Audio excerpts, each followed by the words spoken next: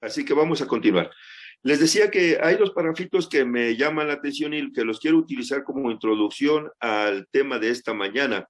Y son dos párrafitos del día de ayer de lo que presentó mi esposa. Los padres han dado su propio sello de carácter a sus hijos. Los padres han dado su propio sello de carácter a sus hijos, y si algunos rasgos están indebidamente desarrollados en un niño y otro revela una fase diferente del carácter que es desagradable, ¿quiénes deberían ser tan tolerantes, pacientes y bondadosos como los padres? ¿Quiénes deberían ser tan fervientes como para cultivar en sus hijos las preciosas gracias del carácter revelado en Cristo Jesús? Las madres no aprecian ni la mitad sus privilegios y posibilidades. No parecen comprender que pueden ser misioneras en el más alto sentido, colaboradoras con Dios en ayudar a sus hijos a construir un carácter simétrico. Luego el otro parrafito que quiero enfatizar se titula La responsabilidad de los padres por la influencia prenatal.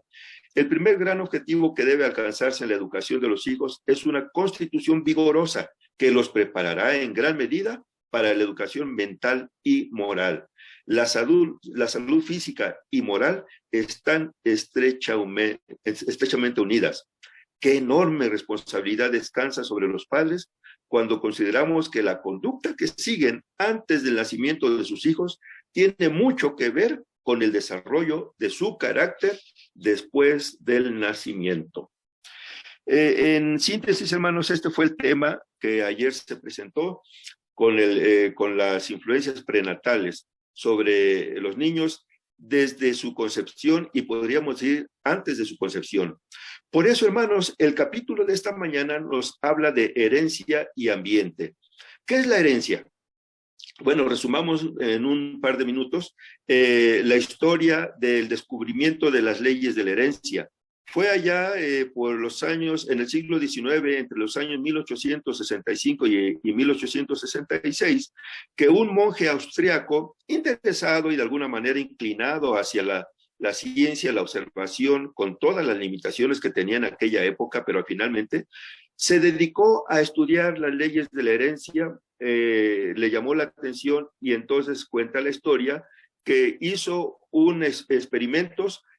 Aquí en la historia nos dice que cerca de 28,000 plantas de una especie de chícharos, como les conocemos algunos, o guisantes, como les conocen en otros lados.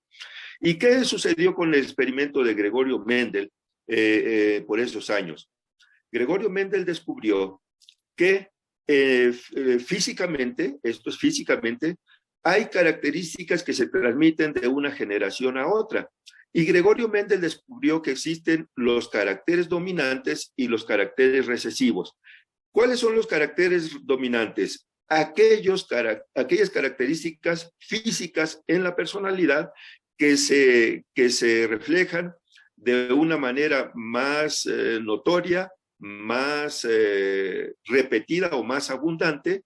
Esos son los caracteres dominantes. Los caracteres recesivos son aquellas características que se reproducen en las generaciones sucesivas de una manera más, es decir, menos notoria, pero al fin y al cabo están presentes esas características y son las menos abundantes, por así decirlo, en los experimentos que Mendel realizó en aquellos años.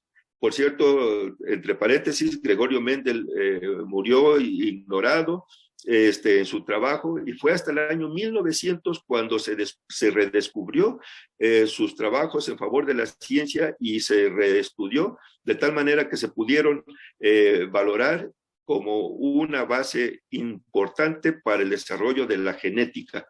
Así, mis hermanos, esta es la historia de las leyes de la herencia. ¿Qué es lo que estamos estudiando en el capítulo anterior y en este capítulo de manera muy específica en relación con la herencia? Justamente la hermana Elena de White hace hincapié que la madre le transmite a sus hijos y el padre también a través de la fertilización, transmiten las características genéticas, físicas y fisiológicas del individuo. Pero lo que la hermana Elena de White ha estado enfatizando desde entonces, que Dios le reveló, le inspiró, fue hacer hincapié en que la herencia también se manifiesta en el carácter, en el aspecto moral, emocional, sentimental, afectiva e intelectual en la raza humana. Y como padres, como progenitores, como co-creadores con Dios, somos responsables como seres humanos de transmitir las mejores características a nuestros hijos. Ahora, aquí en algún momento, y rápidamente lo digo, muchos de nosotros podemos pensar, bueno, yo ya fui padre, ya mis hijos están formados, ya tienen sus hogares, ya son adultos, ya hasta tengo nietos. ¿De qué manera puedo yo o cómo me afecta a mí el leer y estudiar estos temas? ¿De qué manera me pueden ser útiles a mí o a alguien más si yo prácticamente, como dicen incluso algunos padres, yo ya terminé mi tarea, hasta ahí ya mis hijos son grandes, etcétera, como luego a veces razonamos?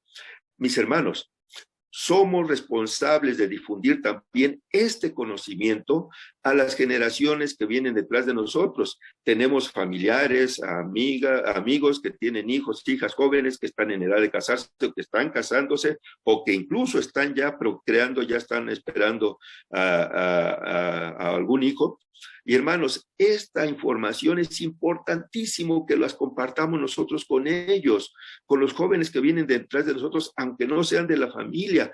Copiar estos capítulos y obsequiárselos para que estén enterados y conozcan la importancia de estos mensajes, hermanos. Esa es la oportunidad que tenemos. Y les invito a que lo hagamos, hermanos. Así que entonces, la herencia es parte de lo que forma tanto física, mental, emocional y moralmente, son parte de las características que nosotros legamos a nuestros hijos, y esas características pueden ser positivas o negativas, pueden ser benéficas o dañinas. Bueno, el poder de la herencia. La hermana Elena de White nos invita a internarnos al estudio de esta mañana considerando las fuerzas de la herencia, la influencia de las malas compañías, el poder de los malos hábitos. En esta mañana tenemos 32 párrafos, 32 subtítulos. Me voy a ir ya rápido para tratar de sintetizar y resumir el libro con lo más esencial de que nos trae en esta mañana. Bueno, los niños a menudo heredan disposiciones. Segundo párrafo. Generalmente los niños heredan la disposición y las tendencias de sus padres e imitan su ejemplo, de manera que los pecados de los padres son cometidos por los hijos de generación en generación. Y hermanos, tenemos un texto bíblico que nos hace meditar hasta qué grado en el pasado esta herencia a pecar, y sobre todo las características muy específicas de los padres hacia los hijos, se repitió al grado de que la generación antediluviana llegó a un estado tal en el que nos dice Génesis capítulo 6, verso 5, y vio Jehová que la maldad de los hombres era mucha en la tierra, y que todo designio de los pensamientos del corazón de ellos era de continuo solamente al mal.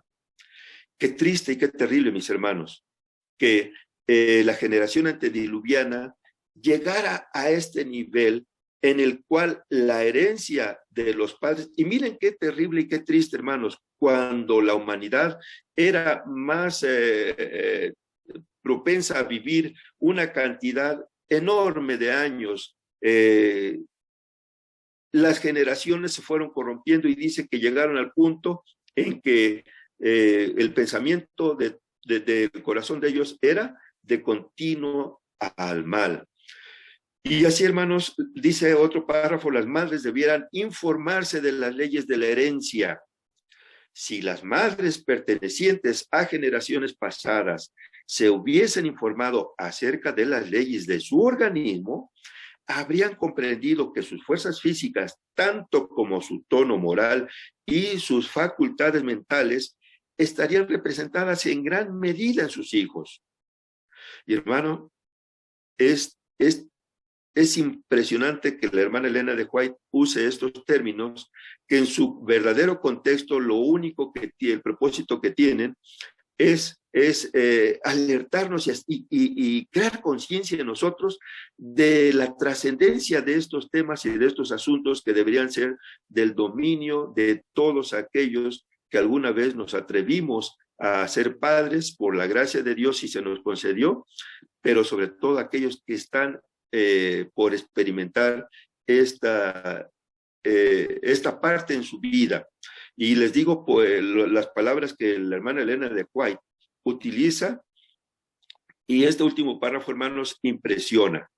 Su ignorancia acerca de este tema, que tiene tantas implicaciones, es criminal. Hermanos, la palabra es fuerte, pero la necesidad de conocer estas cosas es vital, es trascendente, sobre todo en esta época cuando el mundo está cayendo otra vez en la misma condición moral que la generación antediluviana. Recuerden que el Señor Jesús lo dijo, porque como en los días de Noé y comían y bebían, y describe todo lo que sucedió en aquel entonces, dice que así sería antes de la venida del Hijo del Hombre. Por ese motivo, la enfermedad es transmitida de padres a hijos. Y hay un renglocito que dice aquí, aún los infantes en la cuna sufren de aflicciones causadas por los pecados de sus padres. Y por eso es que en el pasado, el hecho de que muriera un hijo antes que un padre era un acontecimiento bastante raro, de tal manera que cuando en el libro de Génesis se nos describe que murió Harán antes que su padre Taré, ahí en el libro de Génesis, y de los cuales nació Lot. El relato sagrado nos dice que la degeneración física en aquellos tiempos de los primeros patriarcas anteriores o en el periodo antediluviano, su condición física no era tan marcada, tan débil y enfermiza como lo es hoy en día. Pero, sin embargo, la herencia moral fue lo que afectó terriblemente en el pasado y por el motivo el cual Dios tuvo que traer el diluvio. Pero hermanos, encontré otro párrafo, aquí hay otro párrafo, el número 5, que nos hace hincapié también que el deber que tienen los padres de conocer acerca de las leyes de la herencia es también de los hijos. Escuchen ustedes, la enfermedad no sobreviene nunca sin causa. Descuidando las leyes de la salud, se le prepara el camino y se la invita a venir. Muchos sufren las consecuencias de las tradiciones de sus padres. Si bien no son responsables de lo que hicieron estos, es, sin embargo, su deber averiguar lo que son o no son las violaciones de las leyes de la salud.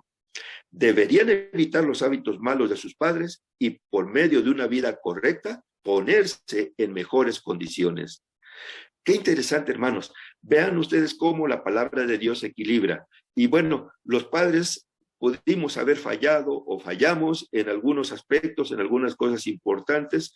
Tristemente, no hay una escuela que nos instruya para ser padres. Pero hermanos, no hay una escuela, pero sí hay una enseñanza, y aquí la tenemos, hay una enseñanza que es fundamental previo a lo que Dios nos permite vivir, tener, experimentar, y en este caso, la procreación y ¿cómo se dice? Y bueno, el crecimiento de la raza humana en este mundo. Y hermanos, ahorita me viene a la mente un proverbio, o cómo llamarle, sí creo que es un proverbio, que alguna vez uno de mis hermanos me compartió hace muchos años, justamente cuando nació mi hijo, y dice así: cada niño que nace nos trae el mensaje que Dios no está decepcionado todavía de la humanidad.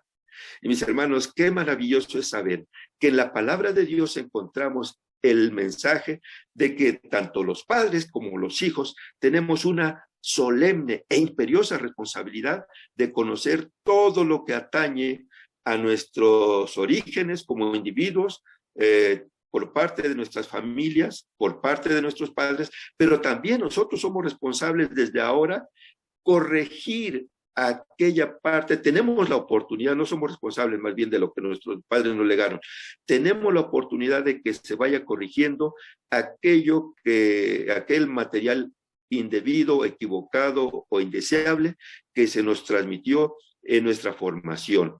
Por eso dice aquí, deberían evitar los hábitos malos de sus padres. Sin embargo, es su deber averiguar lo que son o no son las violaciones de las leyes de la salud. Los pecados de los antepasados llenaron al mundo en enfermedad, dice el párrafo sexto.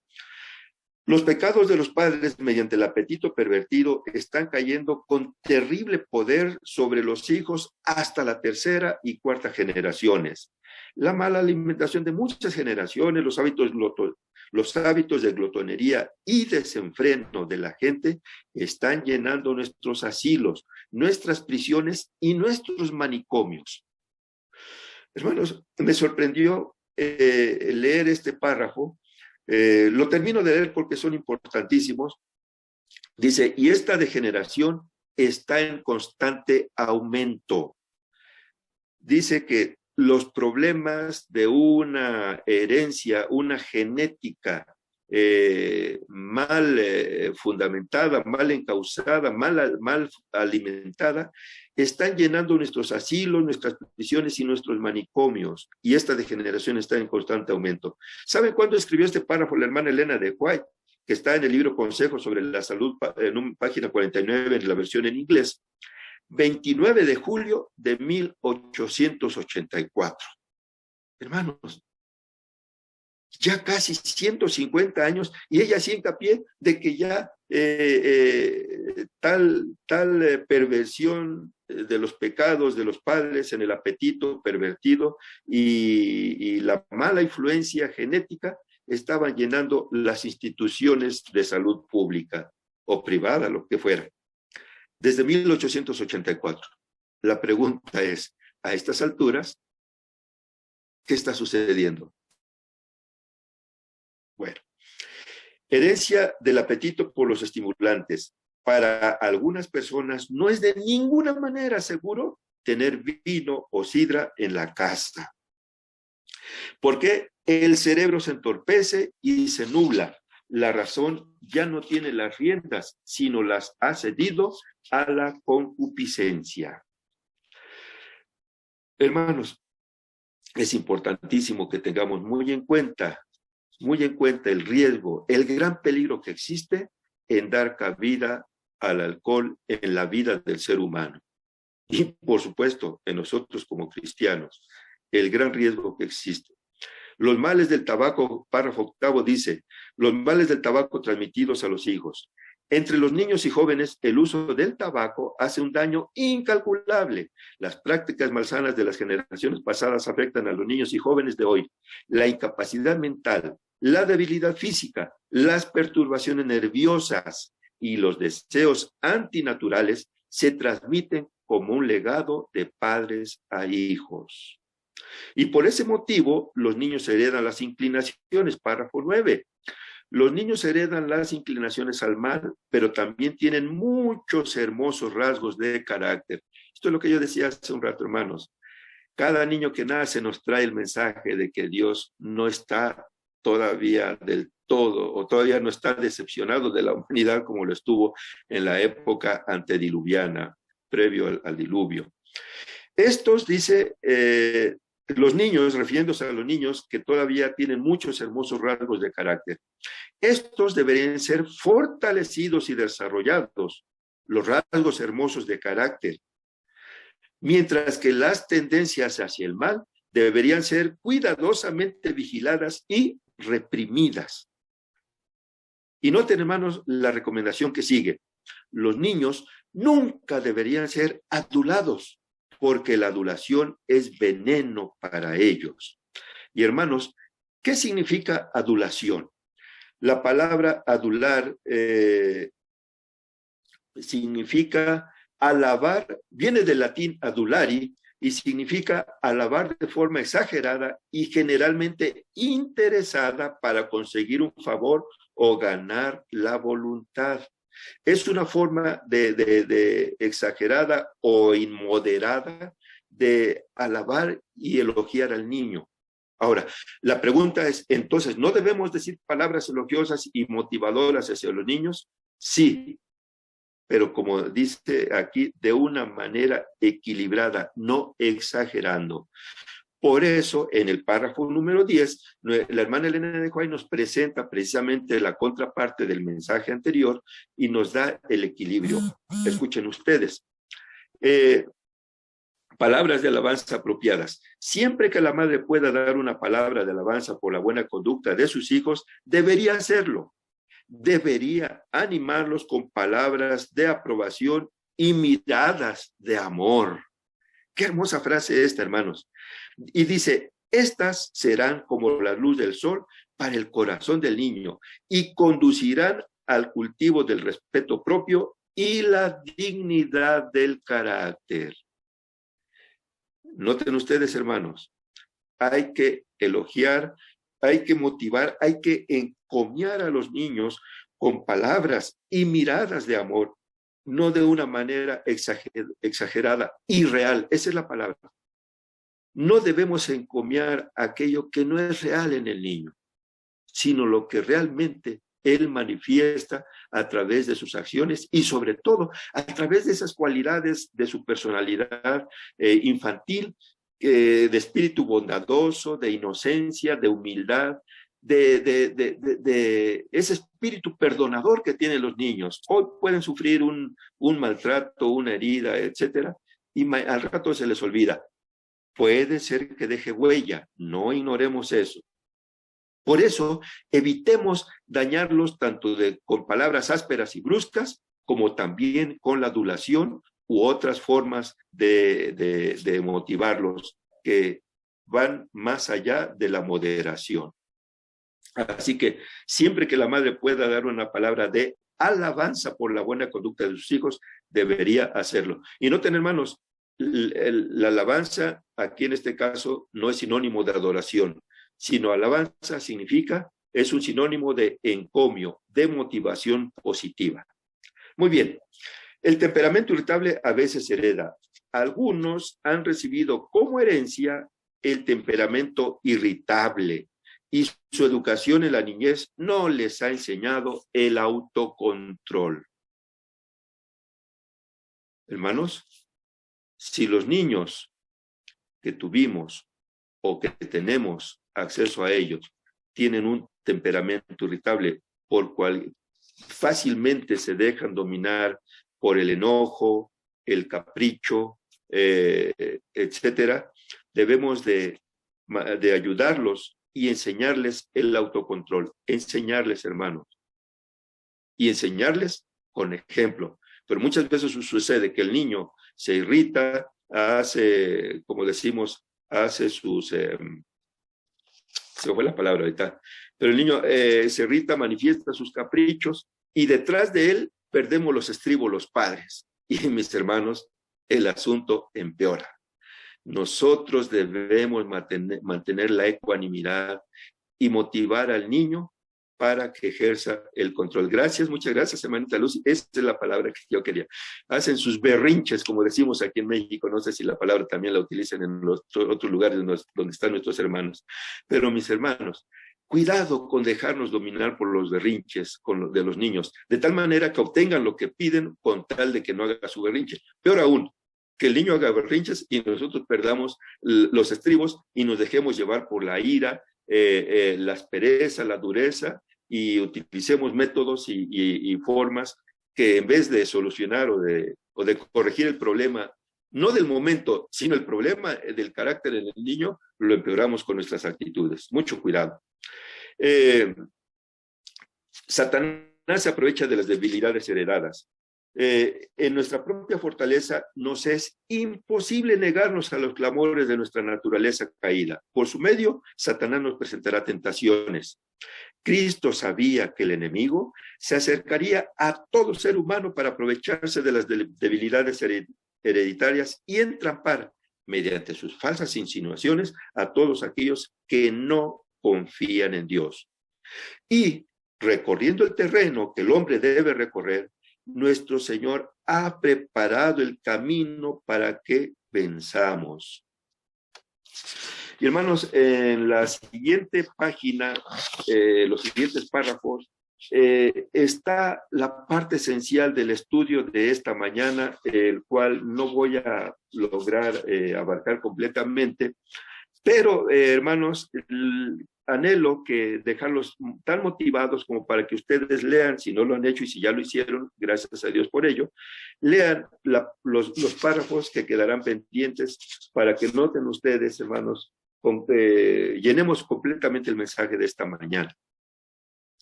Dice que la hermana Elena de White en el párrafo 12 le escribió lo siguiente: y recorriendo el terreno que el hombre debe recorrer, nuestro Señor ha preparado el camino para que venzamos. Lo recorrió desde su niñez, desde su nacimiento, y específicamente cuando Satanás lo tentó en el desierto después de ser bautizado. No es su voluntad que seamos puestos en desventaja en el conflicto con Satanás. No quiere que nos intimiden ni desalienten los asaltos de la serpiente. Tened buen ánimo, dice, yo he vencido al mundo. San Juan 16:33. Y hermanos, voy a leer el siguiente parrafito y después les voy a compartir un párrafo que encontré y que me llenó de mucho gozo, hermanos, delante del Señor, haber encontrado un párrafo en el libro de notas de Elena de White de la escuela sabática de este trimestre, al principio, en el primer capítulo del estudio de este trimestre. Se los voy a compartir después de lo que voy a leer. La conversión cambia las tendencias heredadas. Y hermanos, voy a subrayar 1 y 10 veces este párrafo. La conversión cambia las tendencias heredadas. Una conversión genuina cambia las tendencias hacia el mal, heredadas y cultivadas. La religión de Dios es un tejido firme, compuesto de innumerables hilos, entrelazados con tacto y habilidad. Solo la sabiduría que viene de Dios puede completar este tejido. Hermanos, qué hermoso mensaje de aliento y de esperanza nos brinda Dios en su amor a través de su santa palabra. Una conversión genuina cambia las tendencias hacia el mal, heredadas y cultivadas. Entonces aquí, mis hermanos, mucho cuidado. Nada de que es que yo así soy, así me formaron, así me hicieron y así nací y con esto. Cuidado. Eso es obra del enemigo. Pero dice que Dios tiene la solución en una conversión genuina. La conversión la obra el Señor. Nosotros decidimos si le permitimos obrar esa conversión o no a través de su palabra y de su poder. Por eso, mis hermanos, complementando este párrafo que acabo de leer de mente, carácter y personalidad, les comparto este párrafo del libro Notas de Elena de White de este trimestre de la Carta a los Efesios. En la página 8 encontré este párrafito, hermanos, que se los comparto con mucha alegría y mucha emoción. Escuchen lo que dice este párrafo. Satanás está trabajando constantemente, pero pocos tienen idea alguna de su actividad y sutileza. El pueblo de Dios debe estar preparado para resistir al astuto enemigo. Esta resistencia es lo que Satanás teme. Él conoce mejor que nosotros el límite de su poder. Escuchen, hermanos. Él conoce mejor que nosotros el límite de su poder y cuán fácilmente puede ser vencido si le resistimos y le hacemos frente. Ahora, ¿cómo se le hace frente a Satanás? Por la fuerza divina, el santo más débil puede más que él y todos sus ángeles. Y si se lo sometiese a prueba, podría demostrar su poder superior.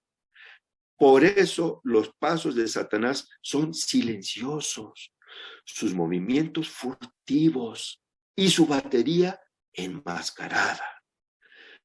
Él no se atreve a mostrarse abiertamente, no sea que despierte las energías dormidas del cristiano y lo impulse a ir a Dios en oración. ¿Por qué? Porque cuando el hombre resiste a Satanás en oración, buscando el poder de Dios y pidiendo la obra del Espíritu Santo, esta resistencia es lo que Satanás teme. Y dice que ni él, junto con todo su séquito, puede en contra de un hijo de Dios que se escuda y se esconde y busca el poder de Dios para resistir el mal. Maravilloso párrafo, mis hermanos. Maravilloso párrafo. Por eso, continúo leyendo algunos párrafitos más, ya para ir concluyendo. No han de ser esclavizados por la herencia. La pregunta que debemos considerar es esta. ¿Tenemos los atributos de Cristo? Las excusas no tienen valor.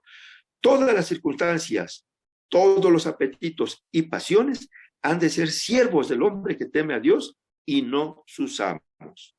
En otras palabras, el hombre, Dios ha provisto fuerza, sabiduría, capacidad emocional, moral, espiritual, sentimental, todos los elementos Dios los ha provisto para vencer el mal, para que el hombre domine sus apetitos y pasiones y no para ser esclavo de ellas. Por eso, mis hermanos, en la palabra de Dios encontramos la armadura de la fe.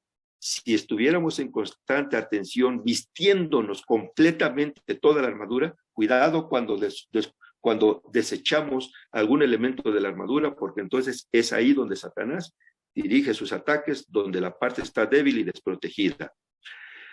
También dice la palabra de Dios que los ángeles ayudan a luchar contra las tendencias. La fe purifica las imperfecciones. Ya me estoy sintetizando, hermano, los títulos de lo que tenemos. Dice la fe purifica las imperfecciones, párrafo 16. Tiene esa fe que obra por el amor y purifica el alma de todas sus imperfecciones hereditarias y cultivadas. Los afectos de largo alcance del ambiente. Hermanos, vamos a mencionar rápidamente la parte del ambiente, así se titula el capítulo de esta mañana. Estamos viviendo en una atmósfera de hechizos satánicos. El enemigo entretejerá un ensalmo de licencias alrededor de toda alma que no haya logrado parapetarse en la gracia de Cristo. Mis hermanos, ¿qué es el ambiente? Son todos los factores externos que rodean nuestra vida física, mental, emocional e intelectual, toda aquella información o experiencias que nuestros sentidos nos proveen del exterior hacia el interior. Por eso se les llama a los 5 sentidos las avenidas del alma. Lo exterior entra en nosotros a través de nuestros sentidos. Y esa es la influencia del ambiente. Y dice que el enemigo entretejerá un ensalmo de licencias alrededor de toda alma que no haya logrado parapetarse en la gracia de Cristo. Y esta palabra parapetarse me llamó mucho la atención. ¿Qué significa parapetarse? Significa proteger, esconder, cubrir. Eso es un parapeto. Y la palabra viene del italiano para, fuera, peto, pecho. Hermanos, ¿qué significa? Escondernos, cubrir nuestro pecho. ¿Por qué nuestro pecho? Porque en el pecho está el corazón, uno de los órganos más delicados, protegidos precisamente por una de las estructuras óseas predominantes en nuestro cuerpo, tanto el tórax como la cabeza protege a nuestro cerebro. Entonces dice que el enemigo enfatiza sus ataques hacia toda alma que no haya logrado parapetarse, esconderse en la gracia de Cristo. Por eso, mis hermanos, hablando del ambiente,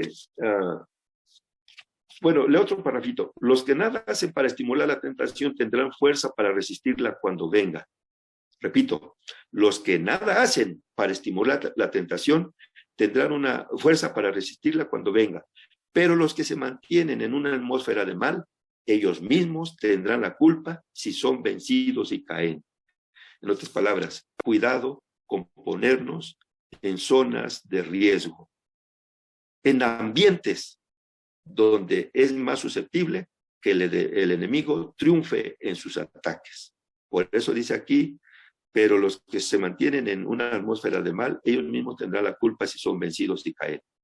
Hermanos, vamos a ir concluyendo y solamente voy a mencionar en un par de minutos la experiencia de Lot y de su familia, que es la lectura que tuvo nuestro hermano Gio al inicio, Génesis 13, 10 al 17.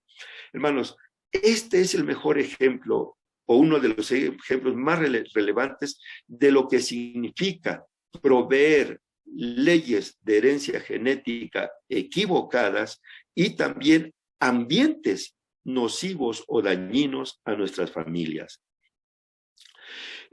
Lot habitó poco tiempo en Zoar después de que Dios destruyó a Sodoma y Gomorra.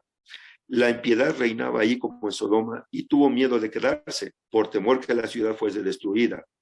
Poco después, Zoar también fue destruida, tal como Dios lo había proyectado.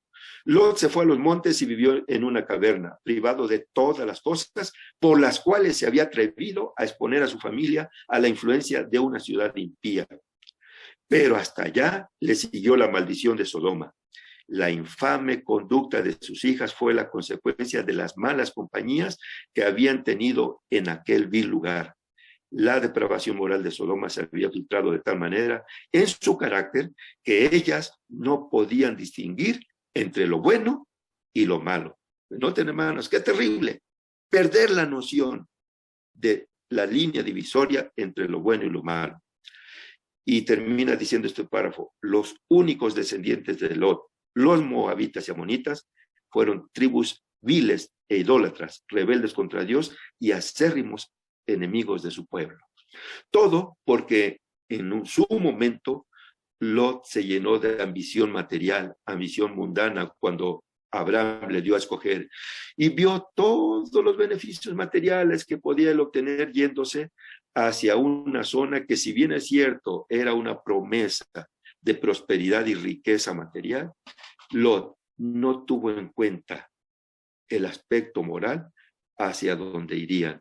Y a través de la madre de Lot, esas hijas fueron influenciadas por esa inclinación hacia la ambición, hacia la concupiscencia, y Lot, en su obra de querer de llevarlas, dice que poco a poco fue poniendo sus tiendas y terminó asentándose de manera definitiva en Sodoma. Por último, hermanos, por eso, párrafo 19 dice lo siguiente: evitemos las malas compañías. Pocos comprenden la importancia que tiene el rehuir, hasta donde sea posible, todas las compañías que no favorecen la vida religiosa. Al elegir su ambiente, pocos son los que dan la primera consideración a la prosperidad espiritual. Los padres acuden con sus familias a las ciudades porque se imaginan que ahí es más fácil ganarse la vida que en el campo. Los hijos, no teniendo qué hacer cuando no están en la escuela, se educan en la calle. Al final de este párrafo dice: mejor es sacrificar cualesquiera consideraciones mundanales o aún todas ellas antes que poner en peligro las almas preciosas confiadas a vuestro cuidado.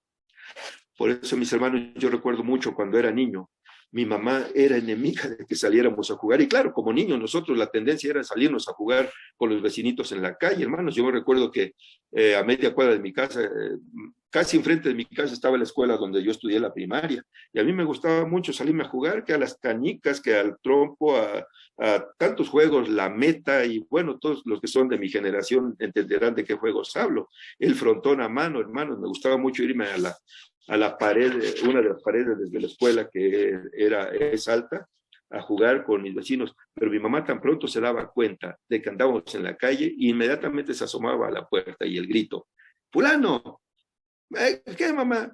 Métase, estoy jugando, mamá, métase, deje de andar en la calle. Mis hermanos, este es el mensaje de esta mañana para nosotros. Queda pendiente para que ustedes lean los párrafos 20 al 32. Solamente leo este párrafo, estos renglones del párrafo 20. Nuestras almas deben estar rodeadas por la atmósfera del cielo. Los hombres y las mujeres tienen que vigilarse. Han de estar constantemente en guardia, no permitiéndose palabra o acto que podría ser causa de que se hablase mal de su conducta. No es que a mí no me interesa, no me importa lo que digan de mí. Sí, es importante. No debemos hacer caso a los embustes, a las mentiras, pero sí es importante qué imagen damos a nuestros semejantes a través de nuestra conducta. Y esa conducta está determinada por la herencia de nuestros padres en nuestra formación, tanto lo bueno, lo positivo, lo noble, como también aquello indeseable que son los rasgos de la naturaleza humana. Pero también nuestra conducta está formada por el ambiente. Y recordemos, hermanos, no es de que nos retraigamos en una esfera de cristal y nos alejemos del mundo. El Señor Jesús oró: no te ruego que los quites del mundo, sino que los guardes del mal. Pero ese guardarse del mal significa que nosotros hemos de poner nuestra disposición y nuestra atención para estar con base en la oración y en la palabra de Dios, atentos a los ataques del enemigo y evitar aquello que puede hacernos tropezar. Pero tampoco significa que no debemos de tratar con las personas, para nada. Debemos ser influencia para llevar el mensaje de salvación, pero si consideramos que hay debilidad en nosotros y no vamos a resistir, no nos mezclemos con aquellos que pueden ser una influencia perniciosa para nosotros. Hermanos, Dios les bendiga. Gracias por su atención en esta mañana.